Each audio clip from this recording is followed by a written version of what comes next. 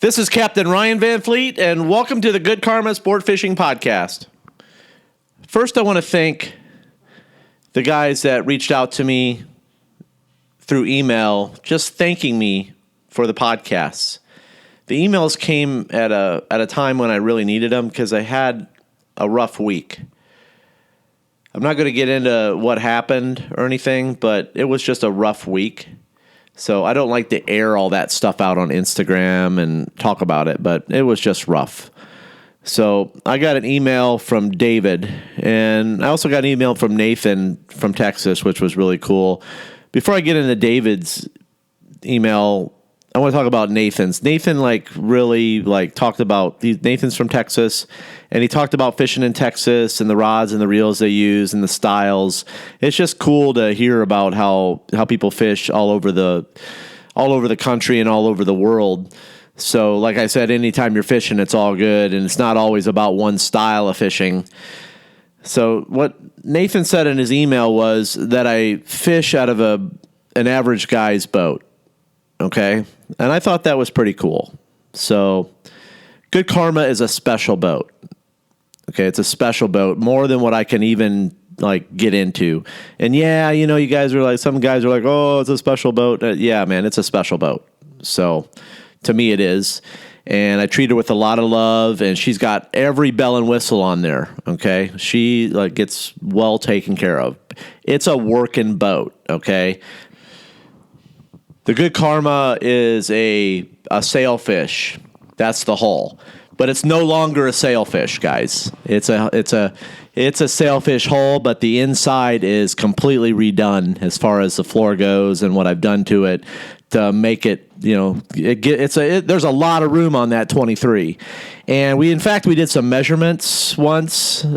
And comparing it as far as how much room I have in the back, and it has the room of a 27 up to a 28. So, and some 33s with all the crap that's on the boats as far as the leaning posts and stuff, and even some of the back platforms, you're still bumping into each other. So I take up to 4 people, but still, everybody wants to huddle in the back, and you guys that have boats, you do realize that everybody wants to huddle in the black fishing platform, but because that's where all the action's at. But one thing that's unique about the Good Karma is that I've lowered the platforms in the front and taken out the fish boxes, which has created a lot of space. So I got rid of all the cushions and all the unnecessary items. So the boat is a fishing boat, okay? So when, I got the email from Nathan, I'm I got to thinking, I was I've set the Good Karma up for how I fish, okay?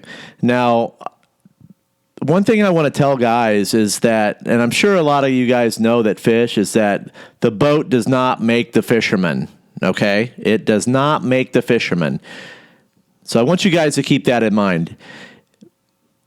So there's a lot of social media stuff out there on Instagram and stuff that kind of, it kind of makes you, if you're not mentally strong, and I think a lot of people that listen to this podcast are mentally strong and they totally get it, but Instagram has a way of fooling with you because it's in your face every day.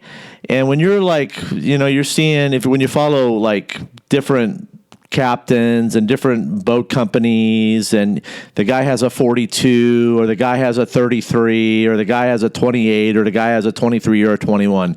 Guys, it does not matter, okay? Now, when you're looking to buy a boat, it also depends on what type of weather you're going to fish in. So if you want to, do the offshore thing, be more into tournament fishing, you're going to have to, battle some big stuff, but you're still going to get the living crap kicked out of you. So your catamaran hull does a fairly good job, but if you're in a large center console, you're still up to 40 foot. I'm sorry, man, but 5 foot seas, you're still rolling around because I see it. Because I'm able to be out there in 3s and with the Seakeeper, okay? So just keep that in mind. The Seakeeper was built for larger boats, and I'm fortunate enough to have one in my 23. Very lucky. So the Seakeeper is we purchased a Seakeeper for client comfort, okay? Client comfort. And it's made a huge difference. And it also has, like, what it's done for me as a fisherman. I'm able to fish many consecutive days without being tired, except for just, like, plain tired from the sun. So my body doesn't go through all the stuff that, you normally go through when going out there. So keep this in mind. I'm kind of getting off topic a little bit, but I did a study with the Garmin Verb. Your boat in a 2 to 3 foot sea rocks back and forth at 2 to 3 miles an hour in a 2-3 foot sea. If you're fishing in the trough, if you're fishing, just depends on what you're doing. So you're going back and forth 2 to 3 miles an hour all day, and your body's going side to side. And if you're in a tower, tower guys know, but that's it's not a fun spot to be. But anyways, so I've kind of got off topic a little bit. It's not about the boat, guys. It just depends on what you want. I can tell you, man, I see it all down here. I'm like by the Hydrosport dealer. I'm seeing really large boats. And I mean, honestly, for me, I love my boat. I just love it. And I don't have no ambition to buy a new one. I really don't, because I just know the boat in and out. I know all the noises. I know how it performs in different types of water, what baits to run, what baits not to run, what not to do.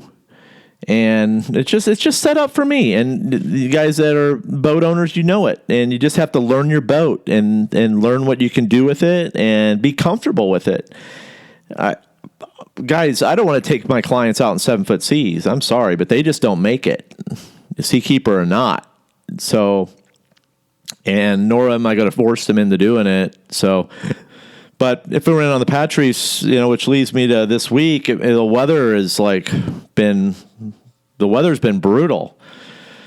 So I had to cancel on the 14th, and I had a client that fished with me in the past, and I was a little kind of cranky. It was my birthday, and I was like, I wasn't going to go on my birthday, but I decided, I'll just take these clients because they're great, and the weather was kind of shitty, and I got a little wound up. So I got a little wound up because sometimes it happens when you're out there fishing. It's more about like making people happy.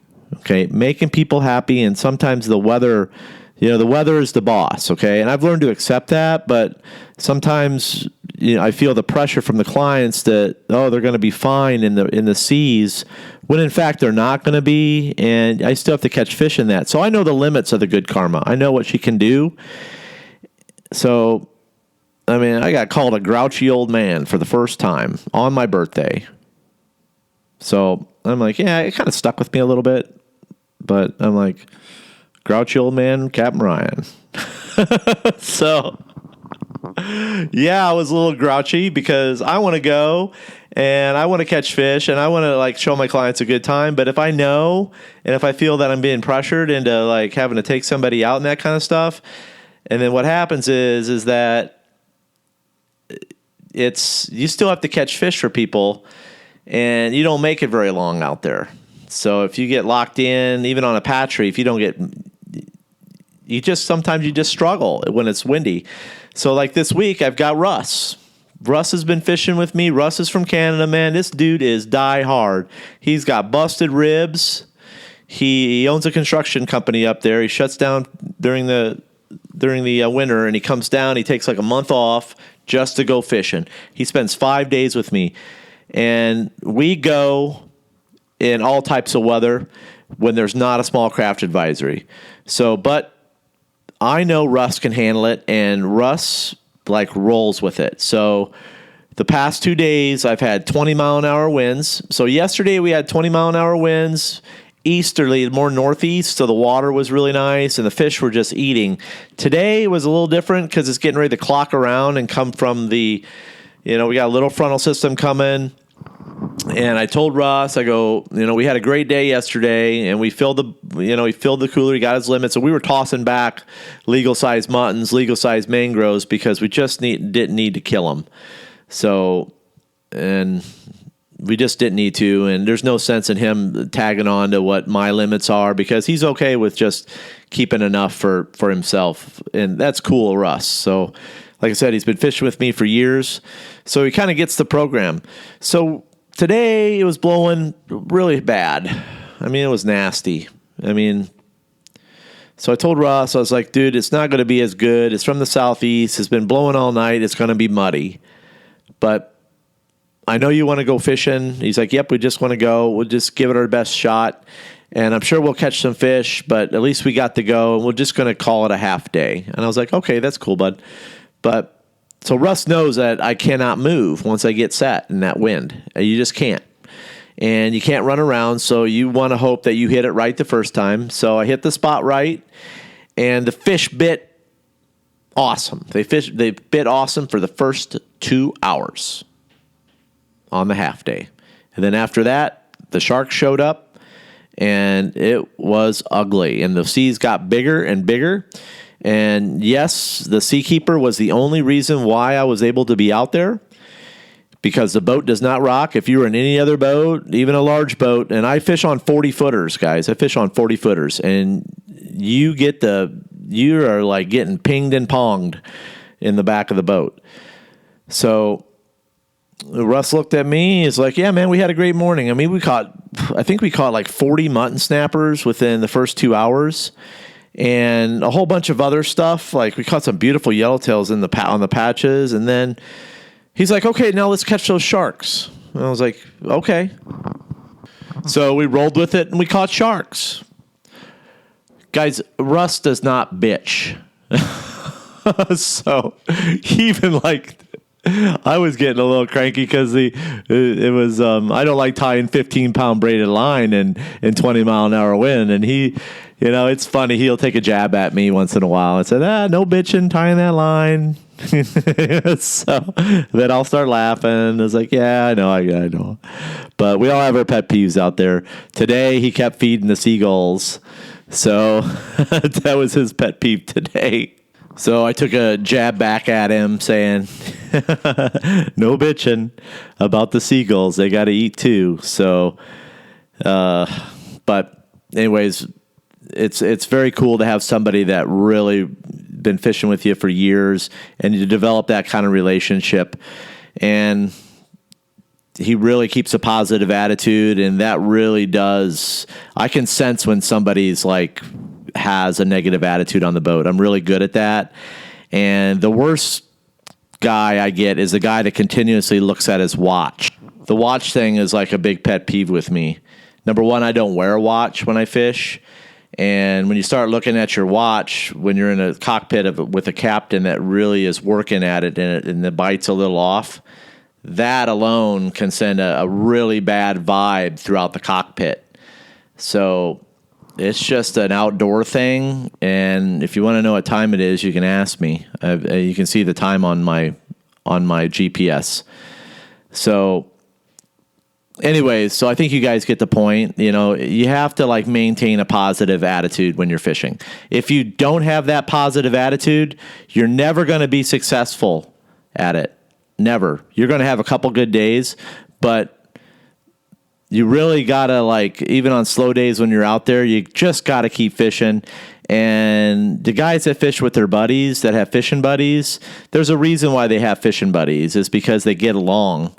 So it's hard finding fishing buddies. So, especially ones that like to share fuel expenses from what I've been hearing. So there's not too many of those left. Hence, when I go fishing, I go by myself, because when I go by myself to relax, and I could give a crap less whether I catch anything or not. So anyway, so I'm going to wrap this up. I guess what I'm trying to tell you is I think that wristwatches are worse than bananas.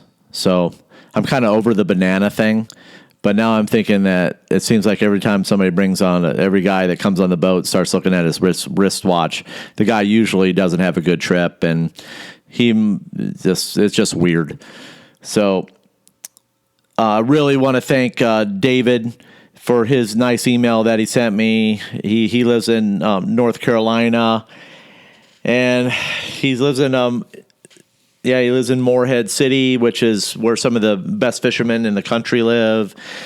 And he's just, sent me a nice email. He says he listens to my podcast through Spotify. And he says he really likes me. He says I got a relaxed presentation.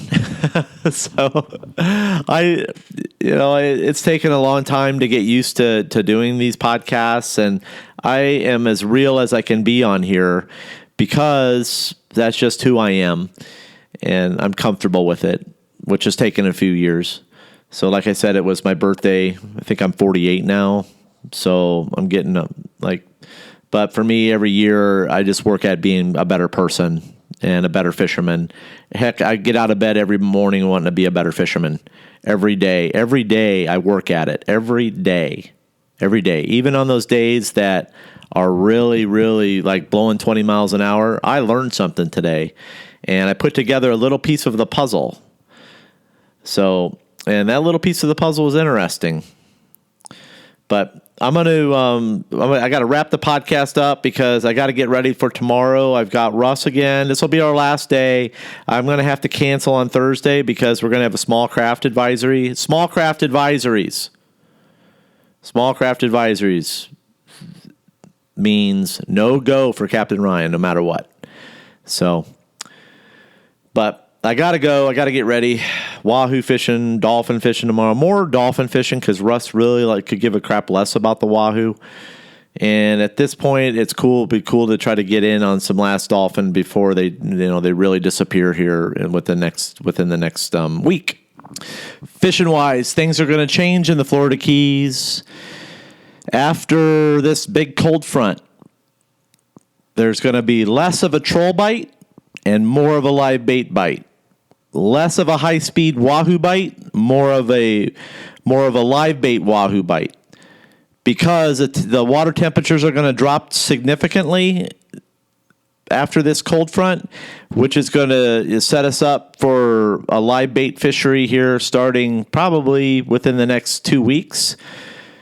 So more live bait fishing, more live bait fishing, more live bait fishing. So that's all I got. Guys, I really appreciate you guys tuning into the podcast. Thanks for listening. Please give me a follow on Instagram at goodkarmasportfishing_FL_keys. And make sure to check out my website from time to time, www.goodkarmasportfishing.com. I'm out of here. And remember, anytime you're fishing, it's all good.